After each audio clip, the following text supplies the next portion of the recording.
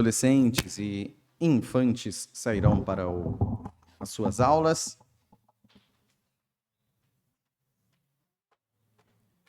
E nós continuaremos os estudos no capítulo 24 sobre o magistrado civil. Sobre o magistrado civil. Na última aula nós perguntamos: para que serve o governo? Para que servem os políticos? E naquela pergunta inicial, será que serve para postinho de saúde, escolas e creches?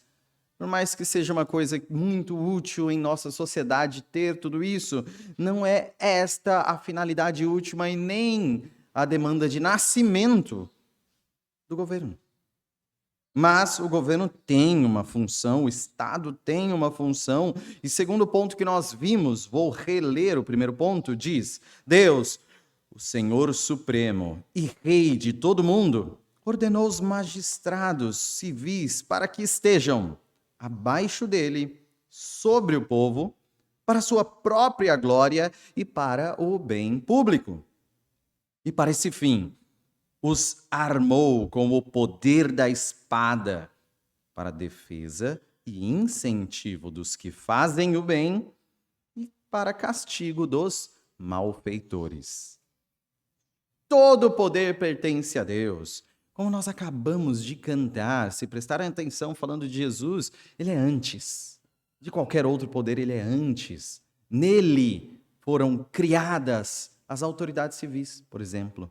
Nós cantamos, toda a autoridade emana de Deus. Toda a autoridade vem de Deus, toda a autoridade pertence a Deus. Todas as autoridades que nós temos aqui como políticos se reportam a Deus e darão conta das suas decisões a Deus. Então, os governantes devem governar para a glória de Deus e para o bem público, como nós falamos na última aula, e o Estado deve louvar o bem e punir o mal. Olha que dificuldade gigante. Louvar o bem, punir o mal. É claro isso? É muito nítido? Dá para entender claramente. Louvar o bem, punir o mal.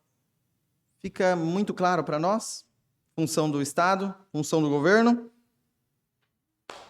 Eis a pergunta: como saber o que é o bem para louvar e o que é o mal para punir?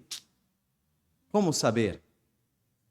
Pergunta para vocês responderem, não pergunta retórica, mas como saber qual é o bem para a gente louvar e qual é o mal para a gente punir? No que tange a Estado, tá? No que tange a governo.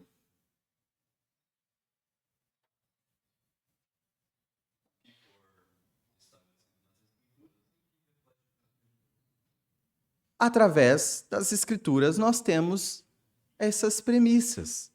Fundamento. A gente não inventa o que é bom, a gente não inventa o que é mal, mas está nítido nas Escrituras. Aquilo que reflete o caráter de Deus, nós devemos honrar. Aquilo que vai contra o caráter de Deus, nós devemos rejeitar. Mas aí nós dependemos, então, das Escrituras. Se nós dependemos das Escrituras para ter embasamento verdadeiro e fiel, para definir o que é bom e o que é mal no que tange a lei, como que a gente vai criar leis adequadas, boas e corretas, sem as Escrituras? Como? Como chegaremos a leis mais justas se nós não cremos em Deus ou não conhecemos as Escrituras como governo? Só na sorte, só naquele gemido da nossa natureza original, criados à imagem de Deus, mas corrompidos pelo pecado e numa sorte de um dos gemidos chegar mais próximos à vontade correta de Deus, mas não 100%, está distorcido. Aí a gente leva a sorte e faz o bem. Não, nós precisamos conhecer as Escrituras para atuar na política. Ou seja, precisamos de governantes que conheçam a Bíblia. Ok?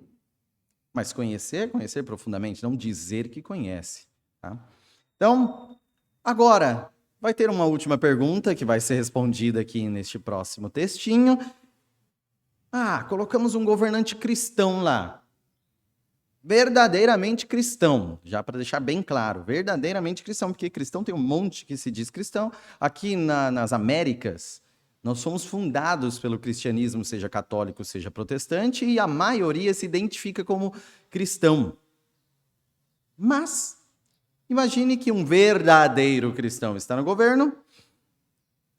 A pergunta é, ele deve ou pode declarar guerra?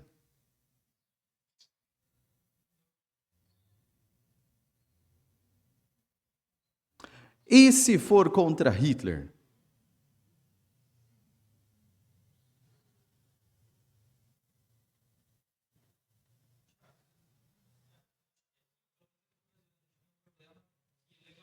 Eu não consigo ouvir sem o microfone. Eu consigo ouvir, é só uma brincadeira sobre não estar com o microfone e não ficar registrado também em vídeo. Aqui no Brasil, não sei se só aqui, mas nós temos um problema talvez legal de que o Estado legalmente ele é laico. Então, um governante, ainda que cristão, ele não poderia se colocar como cristão e fazer leis e fazer essa luta, né? Primeiro teria que se mudar essa questão do Estado ser laico para depois ter que acontecer alguma coisa. Então, hoje a resposta é que ele não poderia fazer algo do tipo, pelo menos não como governante, talvez como pessoa CPF, né? Ali uma pessoa individual tentando lutar contra algo que ainda não é capacidade dele. Mas pela laicidade do Estado ele não conseguiria agir. Bom, é bom tratarmos isso do Estado laico também. Acho que é necessário pelo menos conversarmos um pouco sobre isso. Agora ou daqui a pouco? Vamos agora? Vamos agora? David já está ali, ó, com aquela vontade de correr para um lado e para o outro, se necessário, não agora necessariamente. Mas vocês sabem o que é Estado laico? Laico não é o marido da laica, que no caso é uma cadelinha. Não. Apesar de laica ser o nome de várias cadelinhas, inclusive aquela que a União Soviética mandou para o espaço e tocou fogo nela. Laicidade, essa palavra, Estado laico, se alguém já ouviu, é um objetivo que existe desde o Iluminismo, ou seja, desde o século XVII, nascendo, mas XVIII é o principal. Século XVIII, alguns pensadores falaram: não podemos deixar as leis do governo serem leis da Bíblia. Declaradamente, um Estado que sirva uma religião. Então nós precisamos disso, de um Estado laico. O que seria isso? Um Estado que não professa nenhuma religião em particular e que não se mistura com a igreja. Como assim? O governante não manda na igreja, o padre ou pastor não manda na lei civil. Então, uma separação entre igreja e Estado, no qual o Estado não declara ser de religião alguma, mas tolerar todas. É a mesma coisa que tolerância religiosa? Não. Porque pode ter um Estado cristão ou que professa determinada religião e não é laico, mas tolera as demais religiões. Vide Inglaterra. A Inglaterra é um Estado cristão, não é um Estado laico. Ele professa a Igreja da Inglaterra, que a gente chama de anglicana, como oficial do governo, mas tolera as demais religiões. Tolerância religiosa sem Estado laico. Nós aqui temos um Estado laico. O Brasil, desde que foi proclamada a República, é um Estado laico. Antes não era. Antes, no Brasil Império, Brasil Imperial, era um país católico, oficialmente católico, e desde que é independente, professa tolerância religiosa. Poderia ter outras religiões de culto doméstico, mas não culto público. Ou seja, poderíamos cultuar aqui protestantes, Brasil Império, por exemplo, católico. A gente poderia se reunir aqui e cultuar em um culto protestante? Sim. Poderíamos fazer isso na praça? Não. Só católicos poderiam fazer na praça. Então essa era a diferença. Era tolerada a existência da religião, mas só a oficial poderia ser pública, em locais públicos. Todas as demais em locais privados, destinados a isso. Pois bem, então, Estado laico não quer dizer, deixando bem claro, Estado laico quer dizer Estado ateu? Não. Não é um Estado que crê que não existe Deus. Não é isso. Ele não vai ter na sua lei lá, ó, por causa de Deus que nos deu Jesus Cristo para a salvação dos pecados, nós devemos. Não vai ter isso. Por quê? Porque ele não tem uma religião definida. Então, ele se cala quanto à religião. É isso. Você pode ter sua religião sem problema algum, para um Estado verdadeiramente laico. Mas o Estado não vai defender nenhuma delas. É isso. Isso é um Estado laico. Agora é o momento. Sobre isso, sobre esse termo, Estado laico, alguma dúvida? Deu para entender mais ou menos aí? Resumindo mais uma vez, Estado laico é o Estado que não tem religião. Pode ter religião todos os seus cidadãos, como pode não ter.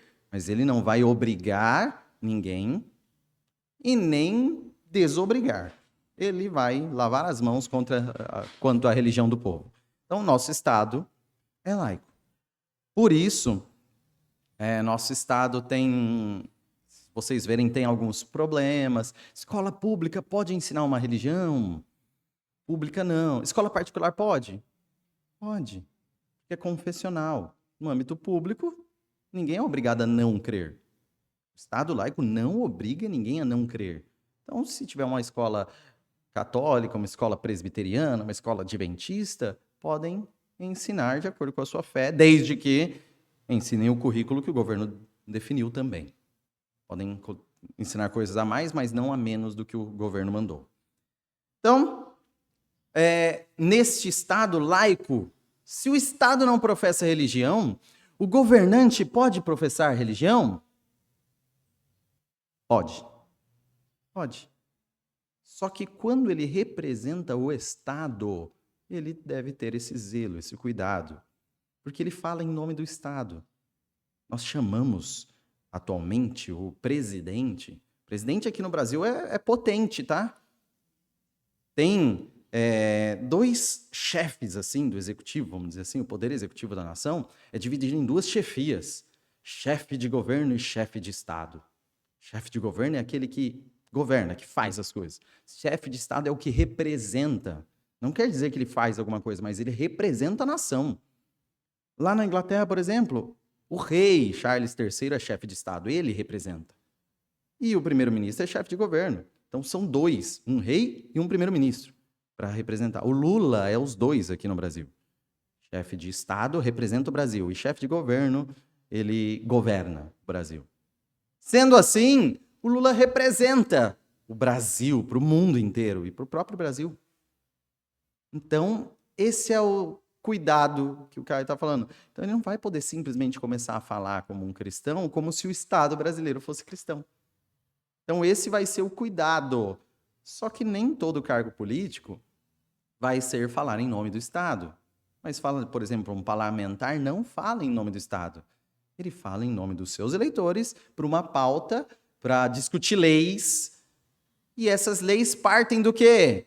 Das suas crenças, convicções, valores, ideologias, que podem ser quaisquer uma, inclusive a cristã. Ele pode sim falar, olha, eu creio nisso e eu acho que é o melhor para isso, sem problema algum, da forma mais racional que ele puder, de preferência, mas isso não é muito Brasil também, né? Mais racional. Ou seja, sintetizando todo esse blá, blá, blá, Thiago Dutra. Sim, os governantes, principalmente que criam leis, eles têm ideias vindas de religião. Se não uma religião, como dizemos, mas pelo menos uma visão de mundo que é ou não religiosa.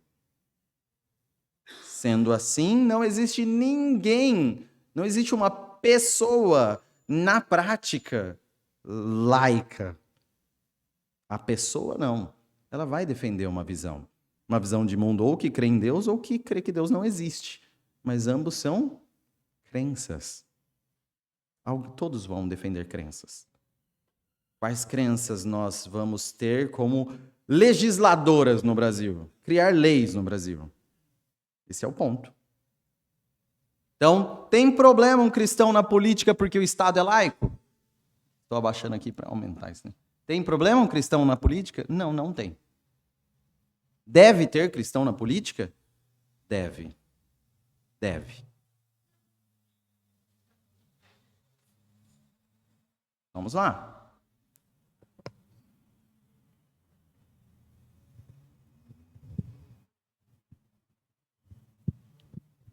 Então, nesse caso, nós devemos votar em políticos cristãos? Sim, é bom que seja. Para a igreja, é bom votar em políticos cristãos verdadeiramente. Cristãos e capacitados. Esse é o ponto. Como saberemos se é um verdadeiro cristão e se é verdadeiramente capacitado? Porque não basta ser cristão. Não basta ser cristão, tem que ser capaz.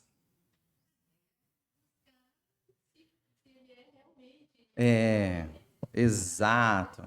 Estudar sobre a vida da pessoa. Isso, tem que conhecer o candidato, conhecer as ideias, conhecer como que ele se porta, tudo isso. É importante sim. Neste sentido, ponto 2 diz, sobre esse cristão na política, ó. Ponto 2. É lícito para cristãos aceitar e exercer o ofício de magistrado, quando chamados a isso. E, em sua administração, eles devem especialmente manter a justiça e a paz, segundo todas as leis de cada reino e comunidade, de modo para que para esse fim, eles podem legalmente, agora sob o Novo Testamento, empreender guerra em ocasiões justas e necessárias. Ou seja, vamos fatiar aí. É lícito para os cristãos aceitar e oferecer e exercer o ofício de magistrado quando chamados a isso. Ou seja, é permitido ao cristão participar da política. É permitido. Todos concordam? Tem algum problema até aqui? Não? Então, é permitido. Então, é lícito, é permitido. É obrigatório você participar da política? Não. Não. É permitido, você pode. A Bíblia não vai falar assim, não encoste na política, ela é suja e os cristãos devem manter mãos limpas, então cristão e política não se misturam. Não é isso. Não é isso. Nós temos um mandato, inclusive cultural, dizem alguns teólogos. Eles falam que na nossa ordem criacional, ou seja, Deus criou as coisas e teve um mandato espiritual de seu relacionamento para com Deus, tem um mandato social do seu relacionamento para com os seus, com sua família, com o seu próximo, e tem um mandato cultural que é o seu relacionamento com a sociedade em si, a construção dela. Todas elas devem santificar a Deus. Todas elas devem ser de acordo com a ordem de Deus. E esse mandato para com a sociedade deve refletir Deus. Nesse sentido, nós não podemos confundir a ideia de que, então, eu preciso aqui fazer de tudo para o meu país, eu tenho que ser um patriota, eu tenho que ser alguém que ama o meu país e vou fazer de tudo pelo meu país, é porque é isso que Deus gosta, Deus quer que a gente seja... Você tem uma consciência aí muito clara, tá, gente? Nossa cidadania é celeste, não terrestre. Mas permanecemos aqui. Então é essa a ressalva. Por que podemos nos envolver? Porque permanecemos aqui. Se estivéssemos no céu, a gente nem ia ligar para isso aqui. Então, porque permanecemos aqui, cuidamos daqui. Ponto. Mas não somos daqui. Não se envolva ao ponto de perder a sua noção de pertencimento. É o que João 17 diz. João 17, na oração de Jesus, ele deixa isso claro em 2 versículos ali, ó. Olha a sutileza dessa visão dentro do que Jesus está falando, que é muito mais amplo. Mas o versículo 11, João 17:11, ele diz assim, no comecinho: já não estou no mundo, mas eles continuam no mundo. Só que no versículo 16, então João 17:16, ele diz: eles não são do mundo. Então vocês continuam no mundo, mas não são do mundo. Vocês continuam no mundo, mas não são do mundo. Então, cuidado com essa idolatria à pátria, a idolatria ao Brasil, idolatria a esse pertencimento a essa cidadania. Cuidado, vocês não são daqui. A partir de que estão em Cristo, vocês não são daqui. Vocês estão aqui, vocês continuam aqui. Às vezes é melhor você lamentar continuar aqui do que você se envolver a ponto idólatra de estar aqui. Então, no mundo, nós, como foi lido aqui no final, somos embaixadores de Cristo, representantes de um reino celeste. Então você tem que ter a convicção de que a lei de Cristo, a lei do reino de Cristo é muito superior às leis daqui.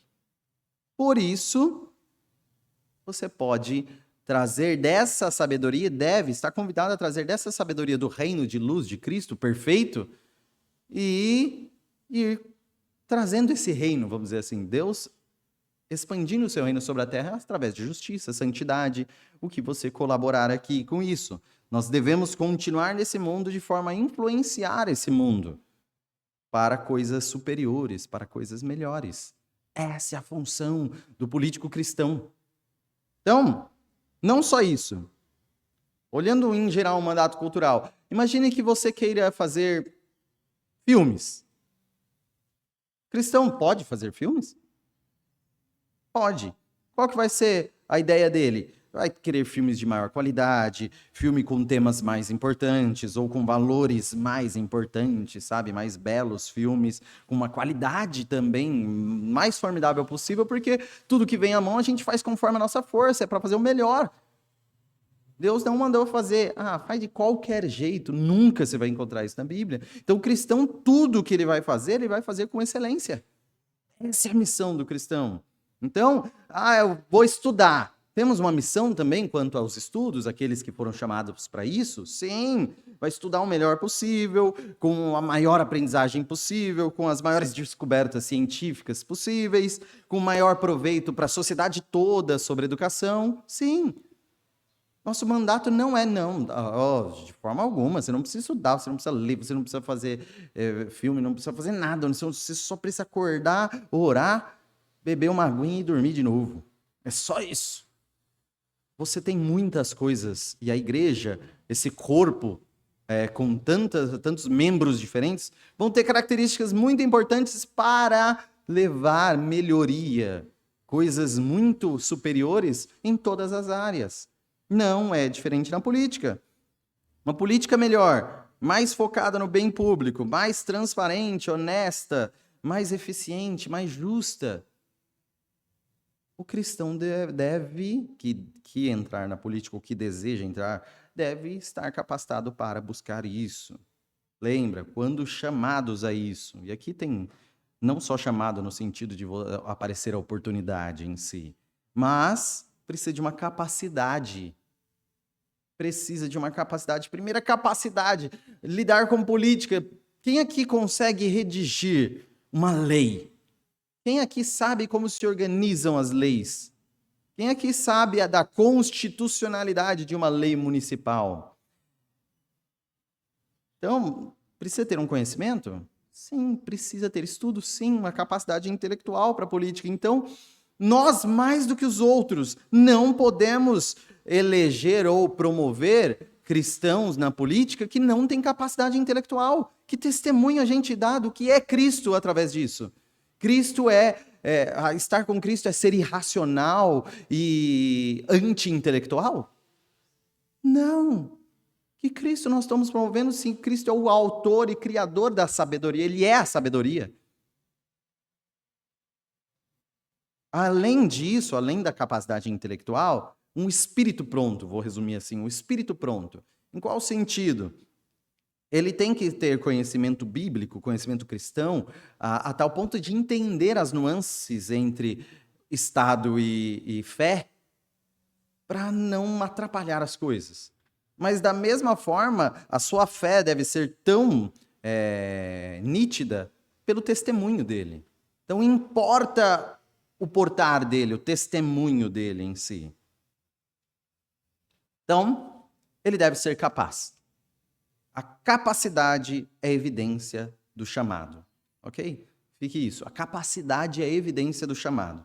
Então, o que é chamado em si? Se não tem capacidade, não tem chamado. Ponto. Se não tem capacidade, não tem chamado. Que fique muito claro. Chamado é vocação. Então, não é chamado, é uma voz do além que eu escuto. Certo dia eu ouvi assim, ó, Tiago, vá para a política. É o meu chamado, foi feito. Não, não é isso, não é esse misticismo, não. Ah, é porque eu tenho muita vontade. Vontade é chamado? Não, não é. Não é. Então, não é meramente isso. Então, está muito mais próxima de uma capacidade nítida, notada, notável, inclusive externamente, que foi dada por Deus. Toda a capacidade que nós temos foi dada por Deus. Então, o talento que nós temos para qualquer área é dado por Deus. Ele nos criou. Não fomos nós que criamos o nosso talento. Inclusive, através da aquisição. Se nós, com muito suor, melhoramos em algumas coisas, é por dádiva divina. Então, quando nós temos possibilidade de contribuição na área, não é um simples eu sinto que sim, não. Mas está mais para um visível, você é capaz. Será que você está disposto? Muito mais isso. Então, a partir de que nitidamente você é capaz, e aí você está disposto, você, cristão, tem essa licitude, essa permissão de entrar na política. É esse que nós buscamos. Inclusive, há alguns pastores e núcleos cristãos que falam, nós precisamos, inclusive, treinar a gente para a política. Intencionalmente, sabe? Preparar gente biblicamente, com estudos, a igreja promover políticos.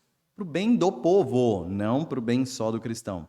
Se o cara vai lá, eu vim aqui para defender os interesses de tal igreja. Não é isso. É o bem público. É a noção de que o cristão lá ele vai defender a todos, não apenas um grupinho com privilégios. Então, continuando a redação aqui, em sua administração, eles devem especialmente manter a justiça e a paz. A partir de que está eleito, indicado, concursado, qual que seja o nível de magistratura aí, enfim, chegando lá, precisamos buscar manter a justiça. Esse é o ponto mais importante aqui. Justiça, no ponto 1 aqui, está repetido no ponto 2. Então, garantir que aquilo que é merecido, aquilo que é pertinente, seja entregue de acordo com as leis divinas. Então, louvando bem, punindo mal, na medida adequada, é promover justiça. Justo é justamente aquilo que está adequado, de acordo com o que merece mesmo, com merecimento. Então, e manter a paz, ou seja, não se envolver sem necessidade em conflitos tolos ou desnecessários. Aquela pessoa que é conflituosa gratuitamente não tem senso político. Tem guerras a serem travadas na política, guerras não literais, mas assim, lutas ideológicas, pautas importantes. Era muito importante não entrar em problemas quanto a coisas secundárias para garantir pautas importantes. Então, esse tipo de paz é necessária. Aquela que só guerreia contra o que é extremamente necessária. Necessário. Então, saberem que lutas nós devemos travar. Alguns versos aí. Segundo Samuel 23, 13 e 4. Alguém pode ler 13 e 4? Eu mesmo. Disse o Deus de Israel, a rocha de Israel a mim me falou. Aquele que domina com justiça sobre os homens, que domina no temor de Deus, é como a luz da manhã, quando sai o sol, como manhã sem nuvens, cujo esplendor, depois da chuva, faz brotar da terra a erva. Olha que bonito, o que domina os homens com justiça aí, o que domina no temor de Deus, este é luz, é vida, E é óbvio que quem faz isso com maestria é Cristo. Só Cristo, que realmente é vida ao dominar os homens. Mas nós cristãos seguimos quem? Cristo. Nós somos aqueles que, com autorização de Deus, representamos Cristo. Quem melhor, então, para dominar os homens, para promover luz e vida, do que os cristãos? Capacitados por Ele, obviamente, e santificados pela palavra dEle. Salmo 82, 3 e 4. Fazei justiça ao fraco e ao órfão, procedei retamente para com o aflito e o desamparado. Socorrei o fraco e o necessitado, tirai-os das mãos dos ímpios. Então, nós temos aqui claramente uma das funções, promover a justiça, socorrer aquele que precisa, que é necessitado. Então, tudo isso é importante nas premissas sobre justiça, sobre o que nós devemos fazer em si. Então, devemos buscar a verdadeira justiça. Observação, isso não é um favoritismo judicial. Isso não é, eu vou favorecer indevidamente ricos ou favorecer indevidamente pobres. Olha, o pobre foi lá e matou o outro, mas ele é pobre, então eu vou favorecê-lo. Não vou puni-lo. Isso é um favorecimento indevido. A Bíblia, mas nós não podemos negar a justiça, tem que aplicar a justiça, sem favorecer cristãos. Se vai alguém para favorecer os cristãos, não é a intenção. Não é a intenção. Então, sem favorecer cor de pele, sem nenhum tipo de favorecimento para um grupo, mas sendo justos. Isaías 10, adicionando aí, Isaías 10, 1 e 2 diz: ai dos que decretam leis injustas, dos que escrevem leis de opressão, para negarem justiça aos pobres, para arrebatarem o direito dos aflitos do meu povo, a fim de despojarem as viúvas e roubarem os órfãos. Ai daquele injusto que oprime o povo. Ai daquele injusto que oprime o desamparado, principalmente. Então é ampla, a gente sabe que é ampla a capacidade de ignorar o direito do pobre em qualquer país. Então, do necessitado. Por quê? Quanto mais indefeso, mais fácil o ataque. Quanto mais indefeso, mais fácil atacar. Então, sendo assim, Deus odeia isso, odeia se aproveitar do indefeso. Deus odeia a opressão dos indefesos. E um exemplo simples, isso inclui o assassinato dos mais indefesos. Quais? Os que não nasceram ainda, por exemplo. Os que não têm nenhuma capacidade de se defender.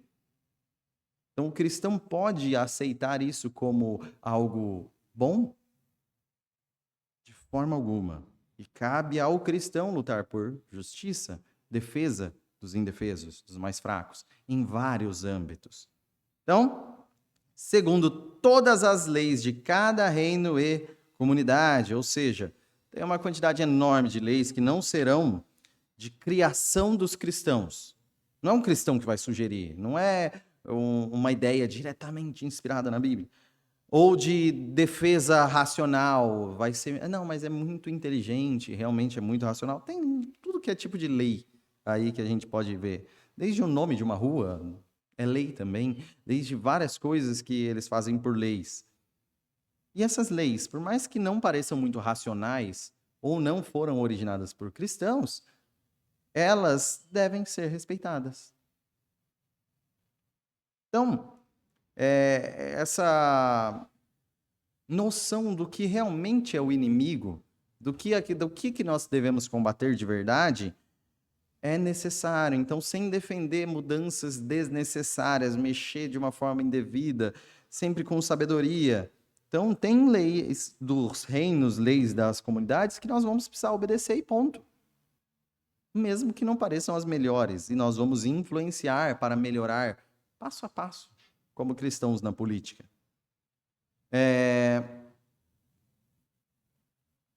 Algum comentário sobre? Se eu comentar isso daqui, é meia hora.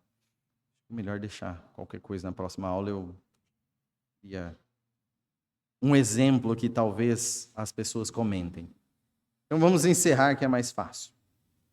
Finalzinho, de modo que, para este fim, eles podem legalmente, agora sob o Novo Testamento, empreender guerra em ocasiões justas e necessárias. Então, para manter a lei, para manter a ordem, para manter a justiça, para manter o bem, é possível empreender guerra, desde que essa guerra seja justa e necessária. Desde que essa guerra seja justa e necessária. Então, o Brasil, com um cristão governando, pode declarar guerra?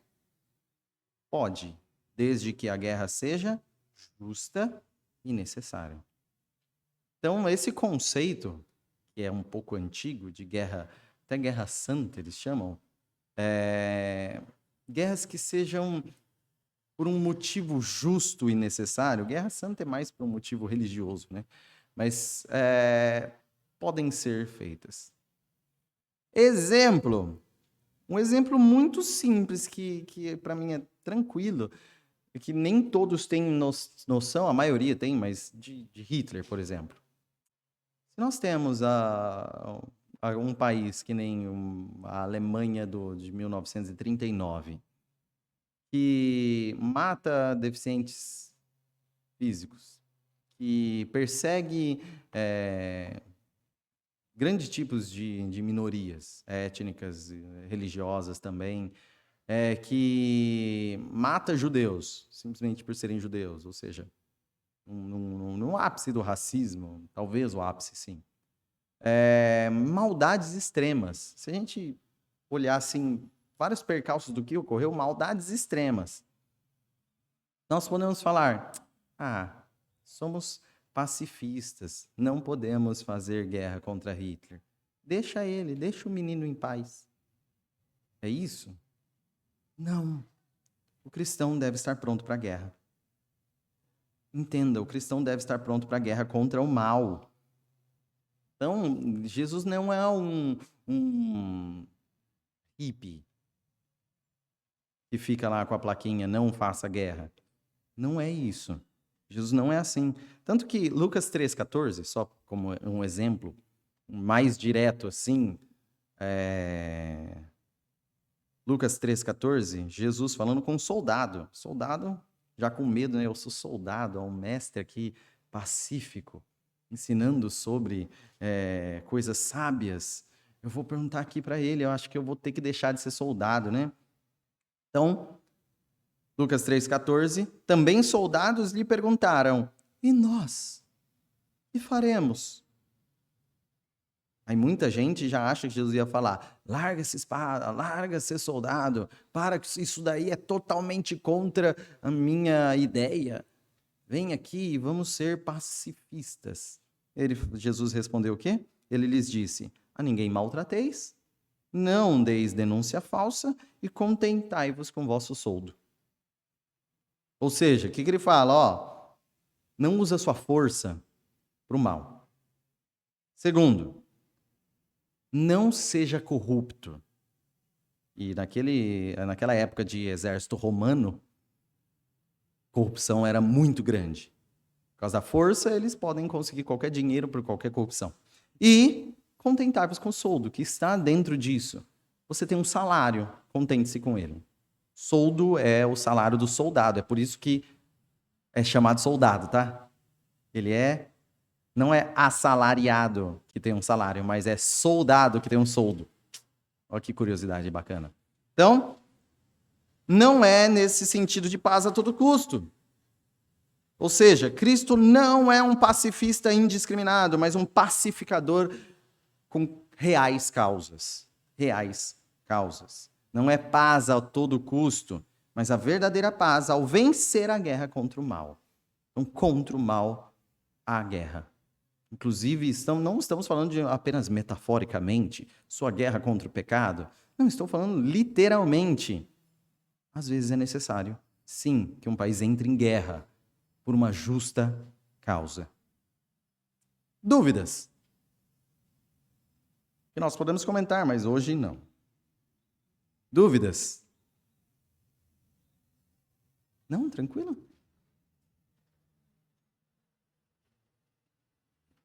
Muito bom, então, sem dúvida nenhuma, sobre duas coisas que nós citamos basicamente. Cristão pode participar da política? Pode. Desde que capacitado. Ok? Então, vai ter eleições agora municipais no final do ano. Estamos em 2024, no final do ano vai ter eleições municipais. Nós devemos priorizar candidatos elucidados e cristãos? Sim. Ele precisa chegar lá e declarar: eu sou cristão. Não, é só você perceber se as ideias defendem melhor o que o cristianismo defenderia. É isso. Inclusive, deixa eu pegar um ponto muito polêmico para vocês. Acho que não é muito, não. Aí o pastor chega bem nessa hora, ó. Ele gosta. Chega lá o candidato assim, pastor não sei o quê, candidato. Então, pastor pode ser candidato? Deixa eu deixar um negócio do meu coração claro. Não. Ou é pastor, ou é candidato. Os dois não dá. Ok? Então, se ele for, mas eu fui pastor e agora eu quero ser candidato. Tira aquele alcunha ali na frente, pastor. Chega lá só com seu nome. Pronto. Agora, você não vai se beneficiar publicamente ser pastor ou já alegar. Não é essa a intenção. Então, por favor, ou pastor ou candidato, os dois não dá. Se realmente é pastor, não, mas eu sou pastor, eu tenho que chamar. Então vai cuidar da ovelha, não vai para a política. Agora não, mas eu fui pastor e com uma consciência política e uma capacidade eu vou me dedicar à política. Esquece esse nome, essa nomenclatura pastor e vai lá João da Silva para a política. Beleza. Fechou. Então, sem pastor na política, para a glória de Deus. Mais algum comentário? Então, o cristão na política não é aquele que aproveita-se dos cristãos para fazer política, tá? Mas é aquele que defende o bem público. Vamos orar então, para encerrarmos?